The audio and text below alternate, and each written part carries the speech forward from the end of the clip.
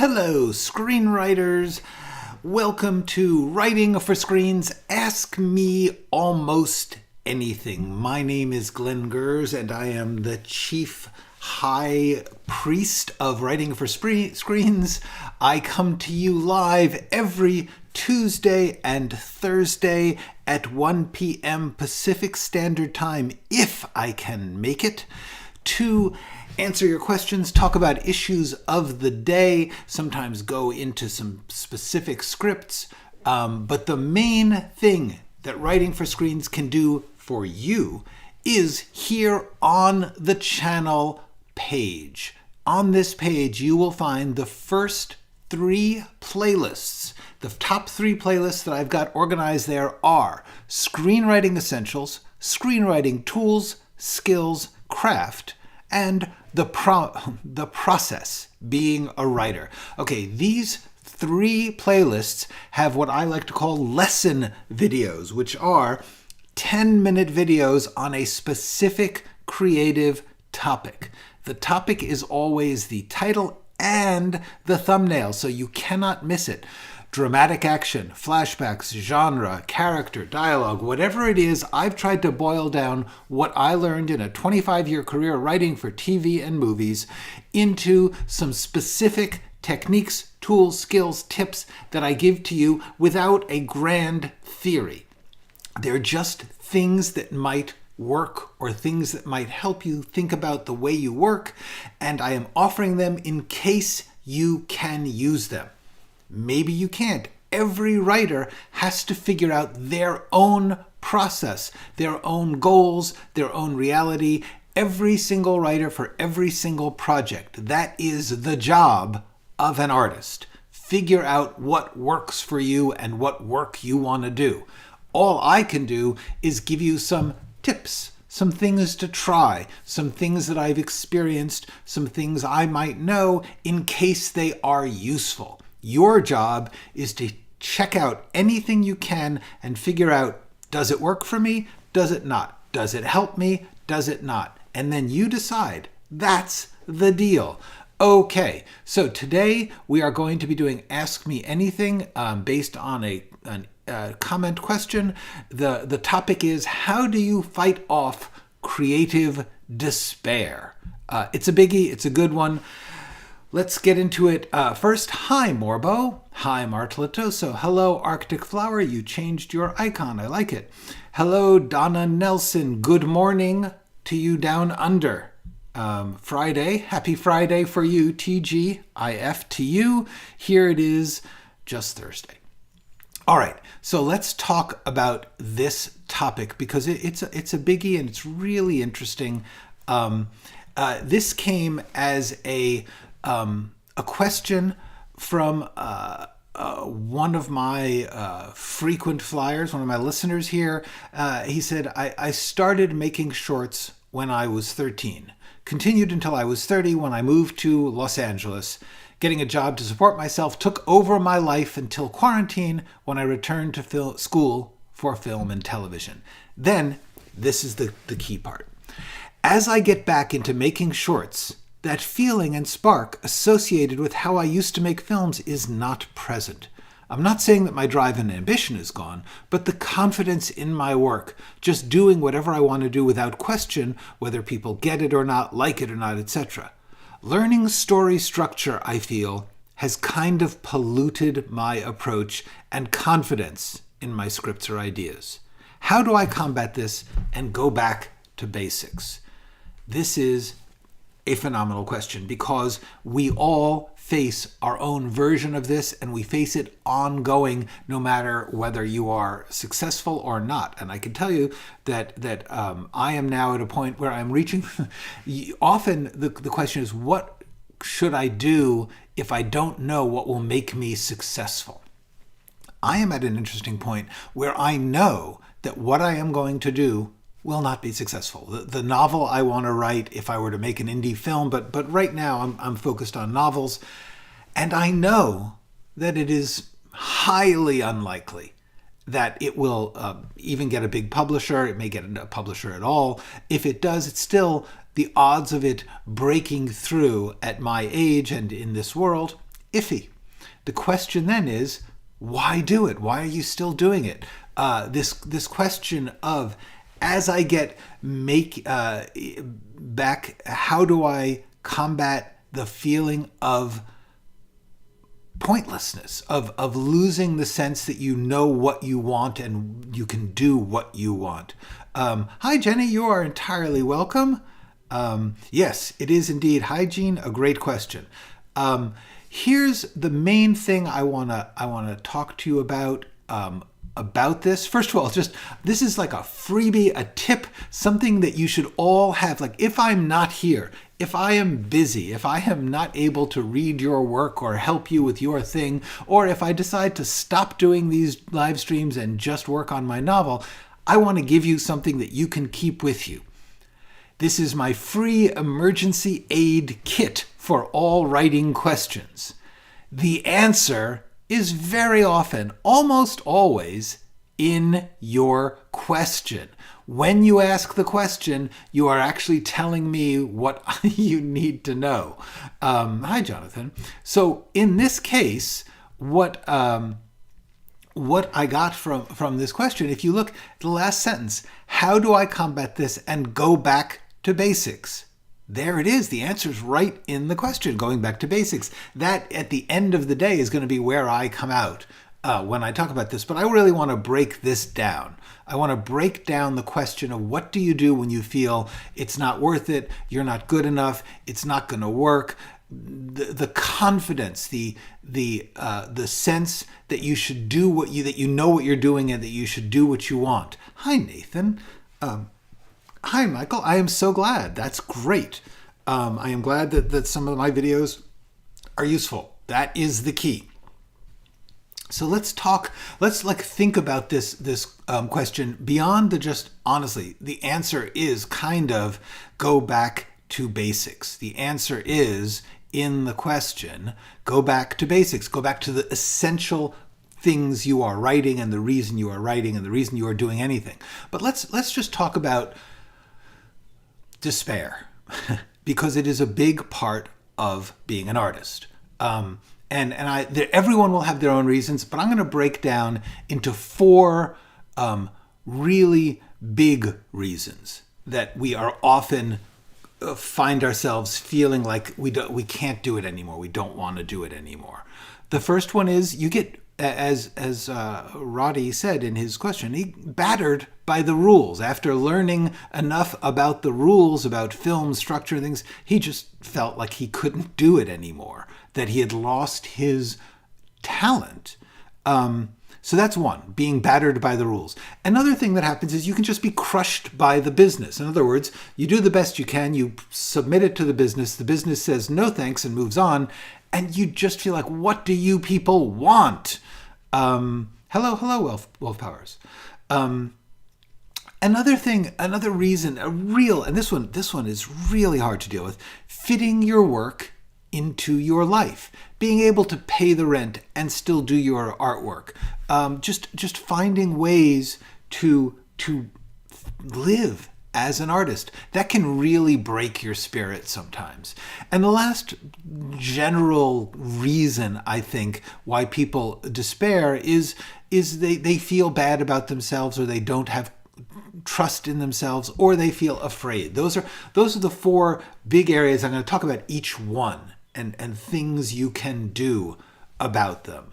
Hi, Wolf. Good to see you. So here's the thing. Let's go about these one by one. The first thing, when you feel battered by the rules, in this question, one of the things he said was he went to film school and he came out of it feeling like his instincts were no longer valuable, that there were other things that he was supposed to be thinking of or supposed to be fitting into. I believe there is a really simple solution to being battered by the rules. And forgive it, this is going to be something that is a curse word, but fuck them. You don't need, these rules, first of all, are made up. They're not real. They're not actually genuinely, there's an actual rule book for writing, especially even screenwriting. There are certain things that are practices of the business. But if you look at things that have been successful, almost all of them have been broken in one way or another successfully. So the absolute "this is the rules" is just nonsense. It's just bullshit. It is, as you know, as I truly believe, very good to learn every single rule you can. However, let me see if I can find, know every theory and rule and formula that you can, but then only use them when and where they work for what you're doing. If you have some other way to do things, it's going to break those rules, at least for what you're doing one project. Break them. What's the worst that can happen? Somebody might not like it. Somebody else might love it. The way that people tell you about the rules, when they're teaching you, they are working out of fear. They are working out of, we know what the business says they want, and therefore we are trying to tell you, and very often this comes from managers, agents, producers, people who will say, I am regularly going to companies that can greenlight projects, and they are telling me no, and they're telling me why. And therefore I am telling you why. Roddy, hello Roddy, this is your question. We are talking about the reasons, what you can do in the face of feeling a loss of creative spark, of creative direction and vision and hope. And hi, Umbra Man. The best rule is, do I like it? Yes. Now, I'm not going to pretend that that people are not going to have reasons to reject your work. And truly, if you are choosing to defy a convention of the business, then you have to recognize the price you are paying for the choice you are making. Do not kid yourself. Everything is a choice, and every choice has a price. And if you want to write something that's in rhyming poetry, and all the dialogue is going to be in rhyming poetry, that might be super cool. It might also be really hard to sell. You've got to live with that. It doesn't mean you shouldn't do it, but you should recognize that you are going outside of the norms of the business, which has nothing to do with the art, and adjust your expectations, therefore. For instance, if you're going to write something that requires a budget of $200 million, and you're going to write it in which all the characters speak in rhyming dialogue, you are going to have a hard time, because the things that the people who make $200 million budget movies, they have a pretty specific list of requirements at any given time. That doesn't mean you shouldn't do the rhyming thing. It just means you shouldn't do it intending to have it try and beat $1 billion at the box office, because that's silly. You know better. Okay? All your questions, the answer is in the question. Why can't I make a billion, $200 million rhyming Star Wars? Because you can't, and you know it. Let's just get straight about that. However, that doesn't mean you shouldn't do it, and it doesn't mean that it wouldn't be exciting. It just means you have to say, I may have to do this on a very low budget. I may have to do this. There's different ways that you can do it. And you may just do it as a way of saying, as an experiment, and find a form that fits it. Do it as a podcast. Do it as a theater piece. Do it as something where you can actually get it done. So that's the first thing, is if you are being beat down by the rules, please try doing what you want. Also try following the rules. If you are really concerned about this, if you're saying, I have this feeling, I want to do this thing, but the rules tell me I shouldn't do it and I should do this other thing, try one of each. If you really can't follow the rules, stop trying. But if you can try. See what happens. Say, I'm going to set aside a project and I'm going to try and choose to fit certain screenwriting rules, like having one main character and having them have a very clear goal and having them have a very clear antagonist and having this thing happen at the first act. And there's books and books and books that tell you those rules. Now, if you just feel this internal conflict about those rules, if they just piss you off and make you feel like you can't do it, don't do it, okay? But if you want to try, genuinely try, give it a decent shot, do the best you can in that. You might find that you do good work and that you learn some things. However, if you are finding that you're just like, I have this specific thing I want to do and they're telling me it's bad, fuck them. Just do it. It's okay. The very worst that happens is they're not going to buy it. They might not buy it if you did follow the rules. They don't buy most things that follow the rules. It's not like following the rules guarantees you entree. Following the rules is just taking a chance. So, therefore, I would say take a look at the video I did called Instinct. It gets into this. It's worth a watch. It's a damn 10 minutes. You can do that. Okay, so that's the first thing. If you feel battered by the rules, then there's crushed by the business. If you are feeling like I need to break in and make a living at writing, and then I will be okay. Get realistic about what that is. If you are trying to break in, first of all, the odds are very, very slim. Most people don't. Most talented, hardworking, good people don't. It's just the way it works. And the main thing is, most artists do not make a living at art. That is just the reality. Okay, hold on. I believe I wrote it down. Yeah. Very few artists support themselves with their art. So if you are setting yourself the highest possible goal and saying, I cannot survive, I cannot work, I will not be okay until I have reached the highest possible goals. If you were in politics to say, I can't live if I am not a senator or a president, you need to rethink your definition of work and success.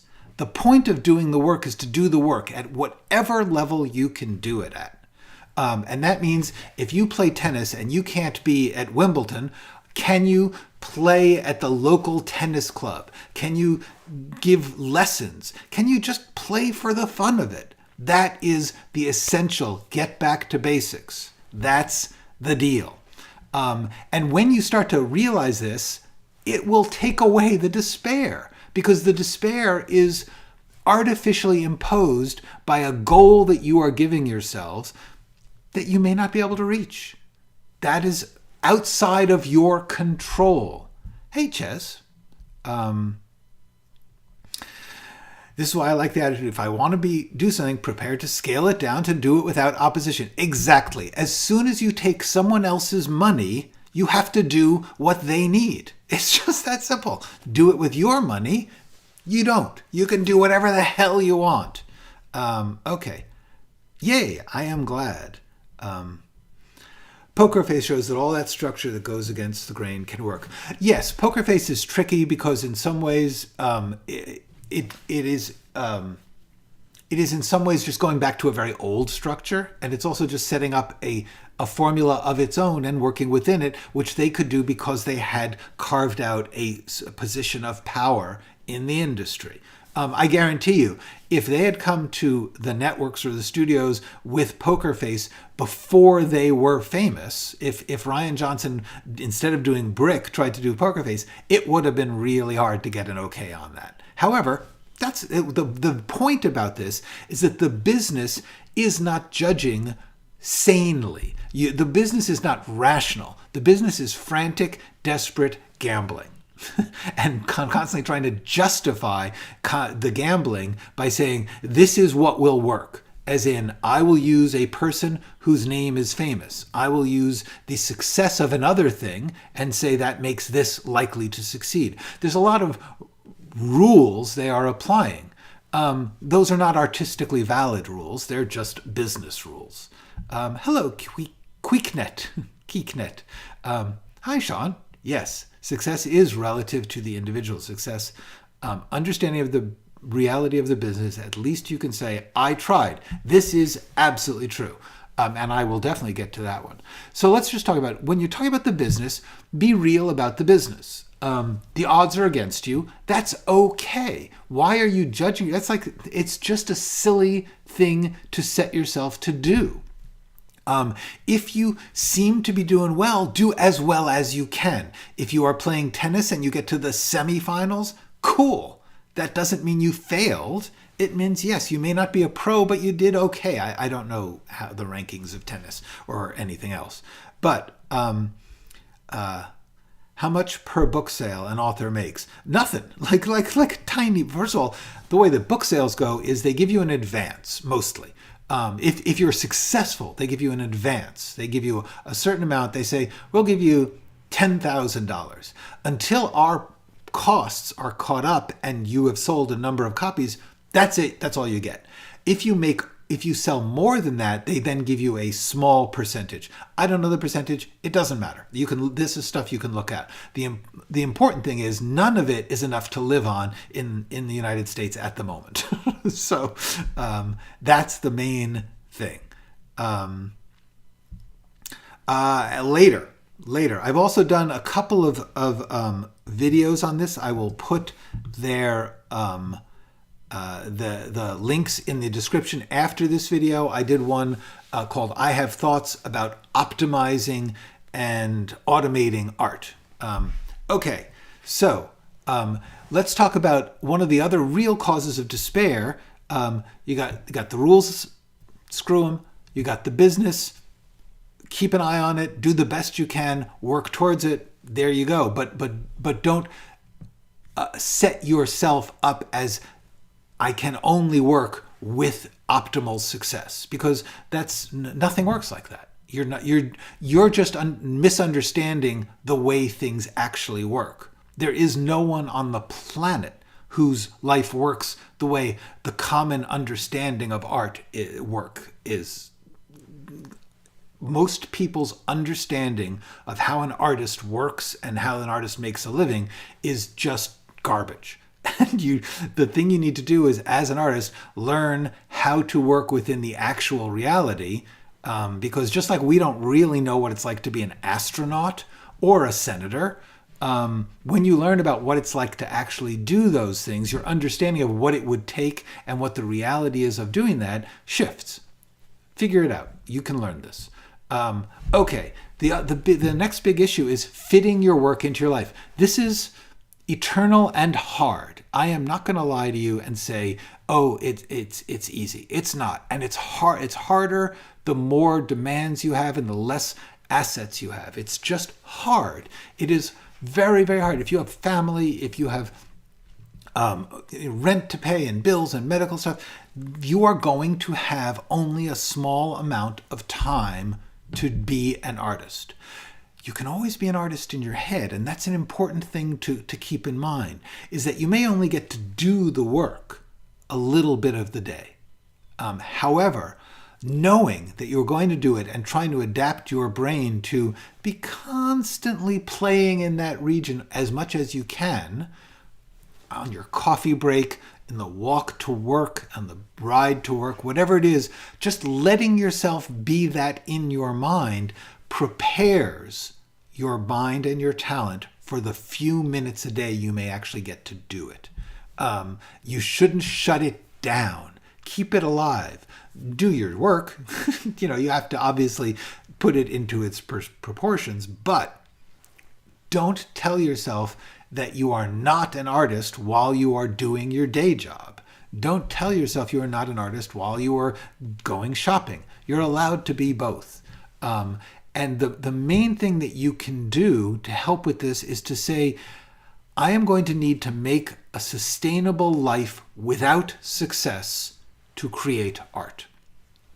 Everyone's version of that will be different. For some people, it will mean having roommates, or living with your parents, or moving to a city with a lower cost of life. It may be deciding to take a job that's not very fun, but also doesn't take up a lot of your emotional time. When I was in the 12 years before I started to make a living after college, when I was living in New York City and trying to be a paid writer and not getting there, 12 years, I chose to do office work that was kind of dumb and routine so that I could sneak in my own work whenever anyone wasn't looking, and it just wasn't that demanding. if I had chosen to do a really complex, demanding, serious job, I would have had no space in my mind. I chose to make that my path. Other people would say, you know what, I'm going to do a demanding job, and on the weekend, I will carve out some time to write. That's great. Whatever works for you. The important thing to do is to not put off being an artist until some imaginary time when everything works out and makes it easy for you, because it will never be. Even when you are a working writer, you'd be amazed at the demands on your creativity away from what you want to do. So the main thing is build your life to support your art, however that works for you, in whatever way you can. If that is just an hour or two every weekend, that can work. You can do good work that way. Hopefully, a little bits during the day, you'll jot down notes or something, some way to keep that alive in your heart. But the main thing is take those small steps. Small steps all the time will get you there. The most important thing is to not succumb to this feeling of, if I can't have X equipment or X time or X guarantee of an audience. There's people, you'd be amazed. I was so amazed when Cameron was making Titanic, which was at the time the highest budget in the history of movies. At least I don't know if it was scaled up, going with the wind beat it or something, but Titanic, the man had more money than anyone had ever had to make a movie, and he was complaining about things he couldn't get. And it's just like, when does it stop? Okay? You need to recognize that if all you can do is handwrite on a pad, slowly but surely, you could write something great. Okay, so being an artist in your mind is, yes, it is absolutely good. Thank you. Awesome shirt. It is a nice shirt. Do you think your 12-year path was more about becoming a better writer, learning the industry, or not getting lucky? Equally, all three. Yes, all the time. If you want to be lucky, you have to constantly be working on getting better. And that means both getting artistically better for yourself and getting better at the business. If you are just going in absolute defiance of the business, you have to recognize that is going to limit your opportunities. And I often found myself doing that. However, ongoing efforts to make new stuff that is in some way better, that's what makes you more likely to get lucky. But a lot of it is luck. So let's talk about the last thing, which is the last cause for despair, which is if you are terribly afraid or you simply feel lousy about everything you do. These are very real things. They are not fixable by art. This is really, really important to remember. Art problems have art solutions. So if art isn't fixing the problem, it's maybe because it's not an art problem. If you have real self-esteem problems, if you have real depression problems, if you have any number of reasons that make it harder to focus on your art, work on those as those. Don't make your art solve it. Don't say, oh, if I only wrote the biggest box office bestseller, I would feel better about yourself. It has been proven that people who have these conditions don't feel better on themselves when they are successful. In fact, they behave very badly once they get successful and are often very self-destructive when they're successful. We all know stories like that. The truth is, art problems have art solutions, and if your problems are not solvable in art, move them over to the other thing. And I say this as somebody who has spent a lot of time in therapy, who's still constantly looking at self-help stuff for ways to deal with the many, many problems that I have, that we all have. Each one has our own. And what you need to do is say, I could write War and Peace and it wouldn't make me feel better about my family situation or my dating situation or whatever it is, that it's not going to solve that. And the most important thing to do is to say the art stuff can be a comfort in the face of these other things. Instead of making it try and fix them, make it your comfort while you have them. That is my main suggestion for what to do about non-art problems affecting your art. Work on them as they are, and use your art to distract yourself, to comfort yourself, to give yourself some existential help in the face of the fact that we all have real problems, real stuff that you have to deal with. So, yes, for a while, that was true. At the moment, I don't know that Europe more than any place else is artistically enlightened. I do think that different places have different businesses, art businesses, and different sets of values. And so therefore, yeah, certainly look around for that. That's cool. But the main thing is, now in the age of the internet and everything else, maybe you just need to find a different form of work. Just stop thinking that if you're not Taylor Swift, you shouldn't be a musician. It sounds like you are talking about the Japanese thought process of ikigai. I may be, but since I don't know what that is, I have to guess. But it does sound like it. It could easily be a Japanese thought process. I'll take it. I will work, and perhaps my time will come. Abraham Lincoln. Yes, exactly. Cool. I am so glad. Yay. Okay, good. I'm not done. You ain't seen nothing yet, as they said in The Jazz Singer. Okay, let's talk about the deathbed question. Because really, a lot of these things are essentially leading to that. What is my worth as an artist? What is the point of doing art? What do I feel like, the biggest question. Suppose you could ask yourself these serious questions. Suppose you could write something that would be immensely popular and forgotten in a year. How would you feel? Suppose you could write something that would only be immensely popular after you died. How would you feel? These are serious questions to take because variations of them are happening to you right now. You have to recognize that making a living or being associated with something successful in the arts almost always means not actually doing what you want. The number of people who are successful because they do what they feel like is even smaller than the number of people making a living. Most of the people making a living in the arts of the entertainment industry are doing it in some way compromising in order to make that money. The people who have a personal vision and get rewarded for it, we are talking way, way fewer than the number of people who get hit by lightning every year. I mean, I'm not kidding. That's a serious statistic. The number of people who are celebrated and rewarded for their personal vision is microscopic. The important thing to recognize about that is that, therefore, why are you thinking that's like saying I'm gonna live my entire life based on the fact that I need to keep doing scratch-offs and try and win the lottery. Try, but then also have a life. Also do your work. Do the things that matter.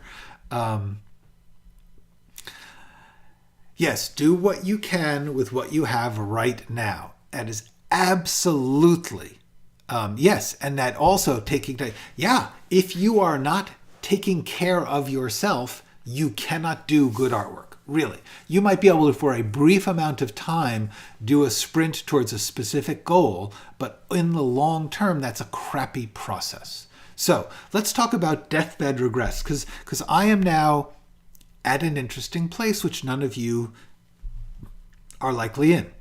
I have had some success for the past 25 years, and I am now looking back and saying, what do I regret and what do I want to do when that's not going to be the way it works? In other words, whatever I do now is unlikely to make me money or even to get noticed. So that is actually the identical situation as someone who has never had success. But the thing is, I'm asking, as I ended my working life, I had to say, I was essentially on my career deathbed. And the question becomes, what do you regret? And I'll tell you, the thing I regret absolutely the most is the work I didn't finish.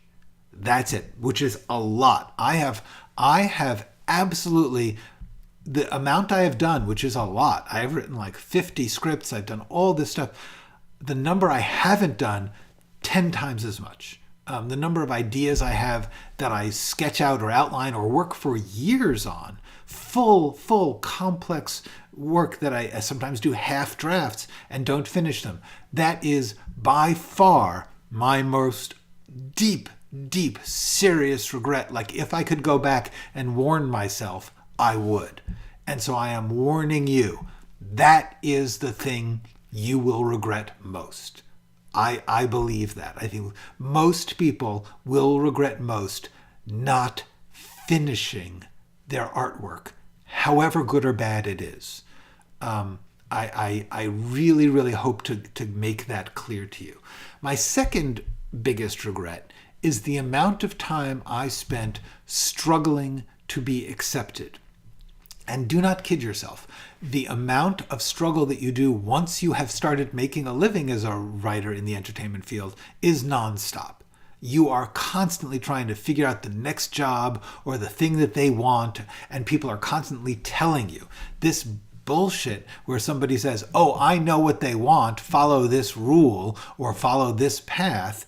That's every single producer, manager, agent, director, executive, and wannabe everything. Everyone has that worked out in their head, and they are all telling you. And if you have an agent, they'll be telling you, this is what you should be doing. Do more of this. This is selling right now. By the time you get done, they're like, that didn't really work. It's like, I just spent a year of my life getting this thing to fit your rules, and you saying the rules are changes? Or they'll just say you didn't do it good enough. All the time. All the time you'll do what you want, what you think will please others, and they will say, nah, didn't work. And there's no way you can know what will and won't work for them. So the one thing I really ask you to think about is, while it is important to keep an eye on the market and respect the conventions and the fads, the main thing you will regret, I believe, is the amount of time you spent trying to figure out what will please others. You need to be driven by what pleases you first. And that's for you, Roddy. When you asked, what do I do to get that back? Think about what you like. Think about what you want.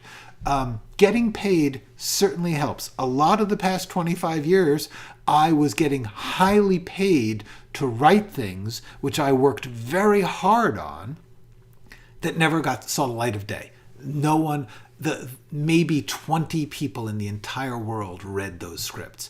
I was paid enough to buy a house, okay? But 20 people read that script and it got put on a shelf, and I don't own it. I can't show it to anyone. I can't get it made. And there's a lot of them. There's a dozen or so of those. We're talking much of the past 25 years was spent doing that.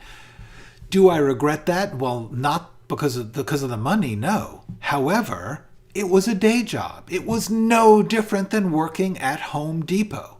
I paid the rent by it. I felt excited and cool to be working. If I had been, a studio executive's assistant, I would have had I would have had much more contact with the excitement of the business. And it, in the end, is a regret. I feel a little badly to look back and say, wow, I made this great living and was well respected for 10, 15 years of the 25 on things that otherwise don't exist. Now, I love the experiences often, and the experiences are the ones that I've got made. That's really cool and wonderful, and I don't regret those. But I'll tell you the things I really am like looking back and I'm like, cool, I did this. Disfigured, the movie that I wrote, directed, produced, paid for myself. I think if I had to pick one thing, that might be the one that I'm like, that's why I did this. I made a bunch of video movies when video first came out in the early 1990s. A home video at a high quality, high 8 video with second audio track and editing. I made a couple of movies, experimental movies, full-length features on those videos. No one's seen them. No one can see them. I don't have rights to show them to anyone. I made them as workshops, as experiment. I feel great about those. Scripts that had never got sold, but that I did the absolute best I could have and finished them and feel like that's the good work. I'm going to put them out here over time so that you guys can read them. There's one called Fail. I wrote a novel called Temp City. A script called Ostrich and City. There are lots of scripts. The ones I'm showing you now that I put on behind the scenes, like Ways to Be Wicked, that's what I look back on and say, it was worth living this life and doing this work to have these things. I feel good about that. That's not what the business or what your understand. Like, a lot of you are watching this because you say, oh, this guy was in the business. He was successful. I am telling you, kind of wasn't. I mean, I was in the business, but the value of my success is I'm at the bottom of the business. Second of all, almost everything that I feel really proud of is insignificant in those terms. I don't know, maybe 50, 60,000 people saw Disfigured over the past 10 years, and it's great. I am so proud of it.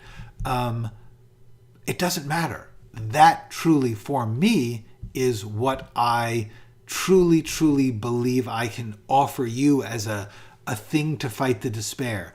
If you do work that you really like, you will continue to like that in the future, even if you look back and you are the only person to read it. And I will tell you a little story. Hang on. Hi, Delise. Glad you're on duty. You're entirely welcome, Roddy. I will continue to talk about this. Hi, Claire. Let me tell you a story. I wrote a script in my intense desire, like, what can I do that will be successful?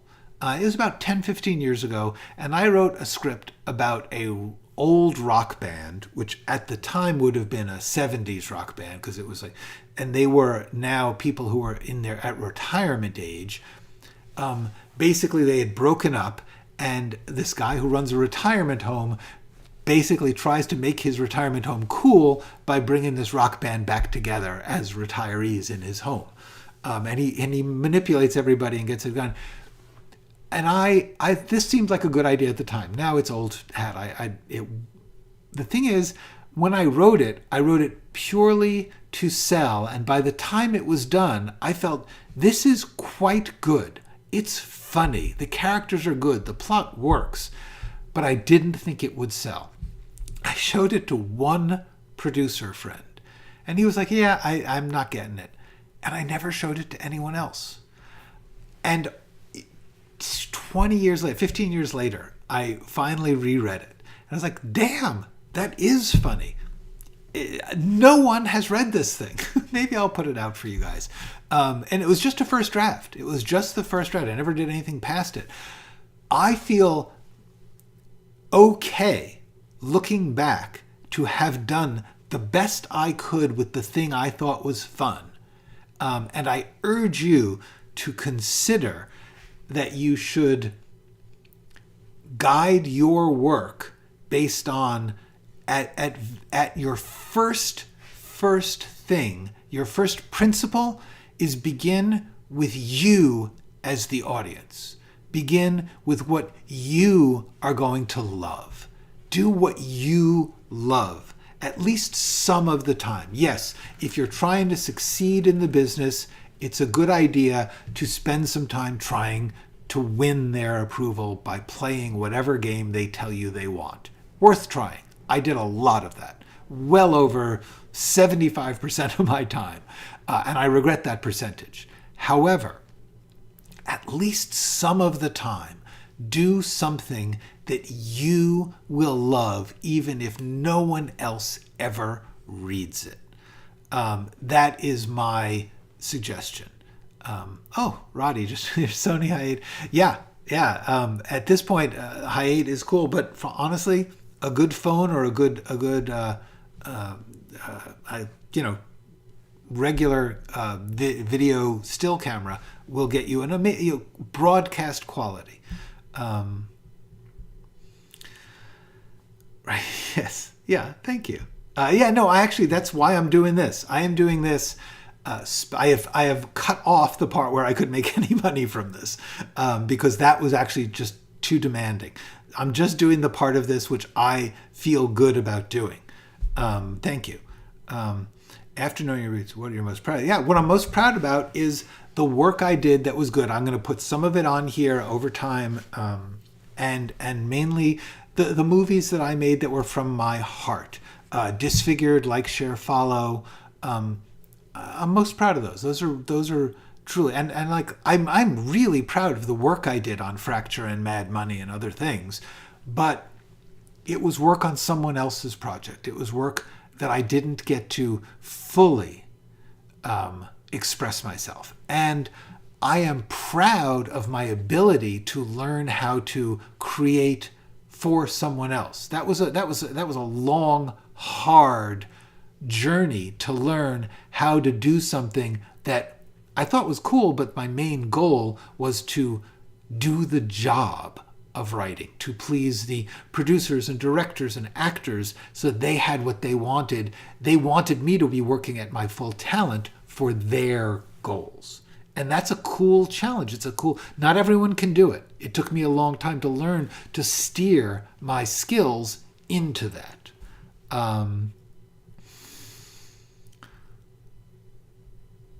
Cool. I am so glad. Good. So let's talk a little bit more about things. Roddy's original question was, let's just what can I do about the feeling that the confidence in your work is gone, the feeling that you can just do what you want, following your instincts? One thing I think you should do now is take a break. Sometimes stepping away, doing some other variation on your creative desires. I don't know what that would be for you. Maybe learning a different skill or something. Just sometimes take a break. But then the real answer is here. This is a picture of Matisse, the painter Matisse.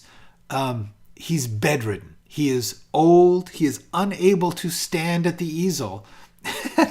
And he got this big long stick and he dips paint in it and he paints on the wall next to his sickbed. That's what you do. That, if you are an artist, that is what you do. The other thing you can see in this picture, actually, if you see over on the side, on the right-hand side, there's a bunch of cutouts. He couldn't paint, but he could get colored paper and scissors and cut out shapes and paste them together, basically do collages. And Matisse's cutout art is extraordinarily great.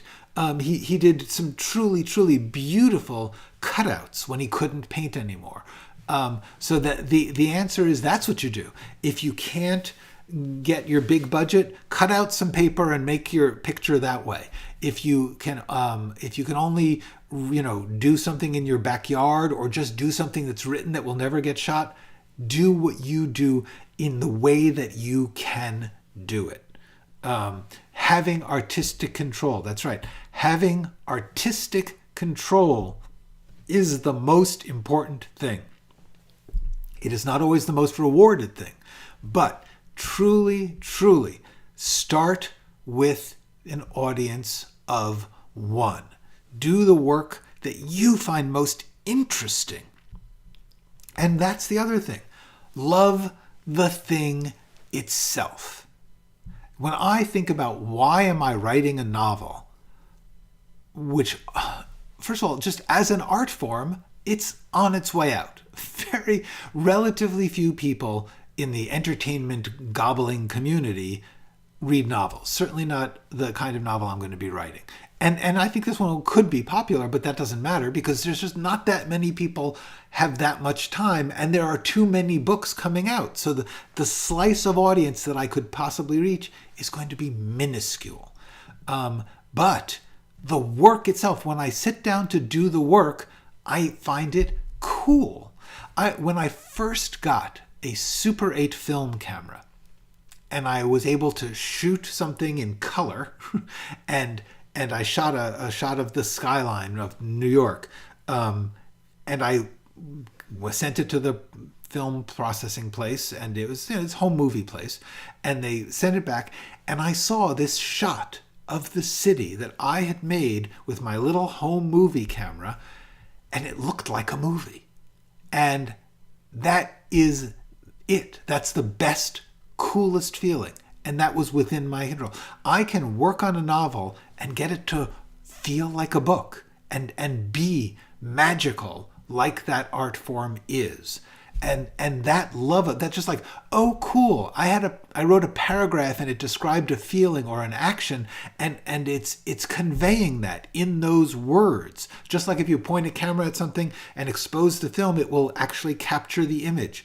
Love the thing itself. Love the actual story you're writing, the characters you're thinking of, the vision you want to do. That is your best weapon against creative despair. The thing.